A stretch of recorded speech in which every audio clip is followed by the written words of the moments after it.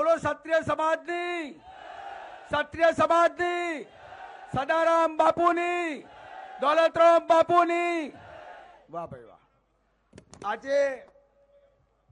ठराव 1 में लो छू उत्तर गुजरात क्षत्रिय ठाकोर समाज आयोजित जયારે उत्तर गुजरात नो ठाकोर समाज जયારે एकत्रित थयो हो त्यारे अपना समाज में घणी वखत आ सरकारोए અને ભારતીય જનતા પાર્ટીની સરકારોએ ઓબીસી સમાજમાં અન્યાય કરવામાં ક્યાંય કચાશ છોડી નહીં।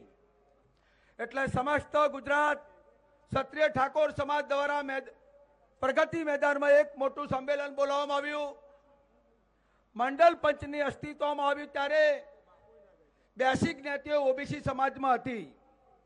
તેના 52% વસ્તી અંદાજોમાં આવી હતી અને 27% અનામત 1993 गुजरात सरकार में इंदिरा साहानी वर्ष भारत सरकार चुकादा में सुप्रीम कोर्ट द्वारा एक राज्यों ने कामिक धोरणे पंच निर्माणનો आदेश કર્યો હતો અને ચોક્કસ માપદંડોના આધારે ઓબીસી સમાજમાં નવી જાતિ ઉમેરાયેલા માપદંડો પરિપૂર્ણ ન કરતી હોય તેવી જાતિઓને બાદ કરવી અને ગુજરાત સરકારે 85 માંથી નવી 64 જ્ઞાતિઓ ઉમારી અને ટોટલી 146 જ્ઞાતિઓને સમાવેશ કરવામાં આવ્યો હતો।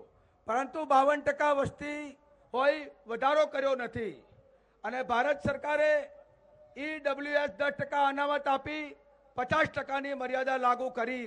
તેમાં અમને વાંધો કોઈ નથી, પણ તેની ઓબીસી વસ્તી આધાર ગણતરી કરી વસ્તીના ધોરણે અનામત આપવી જોઈએ કે નહીં? અનામત આપવી જોઈએ કે નહીં?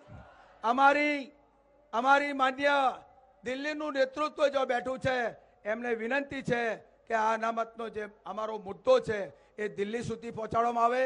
સદર ઠરાવ લોકસભા વિપક્ષના नेता રાહુલ ગાંધી આ બાબતે લોકસભામાં ચર્ચા વિચારણા કરવામાં આવે, સંમેલન સર્વાનુમતે કરવામાં આવે। રોહિણી પંચનો જે અહેવાલ આવ્યો એને સરકારને વિનંતી કરો કે રોહિણી પંચના અહેવાલને प्रजा समक्ष મૂકવામાં આવે। અમને 146 જ્ઞાતિઓ આપી, અમને વાંધો નથી, અમને 1% વાંધો નથી, છો આપી, પણ 27% ને 54%, 27% અનામત ને 54% વસ્તી, એમાં 46 જ્ઞાતિનો ઉમેરો જ્યારે કરવામાં આવ્યો ત્યારે એમાં ઉમેરો કરવામાં આવ્યો નથી। એટલે અમારો હક અને અધિકાર જે છે એ સરકાર અમને પરત આપે। આજ નહીં, આ ક્ષત્રિય સંમેલનમાં ઠરાવ આજની પ્રજા સમક્ષ મૂકું છું અને આ અમારું મવડી મંડળ છે, અમારા ઉત્તર ગુજરાત ઠાકોરોનું ધ્યાન લે એવી વિનંતી કરું છું।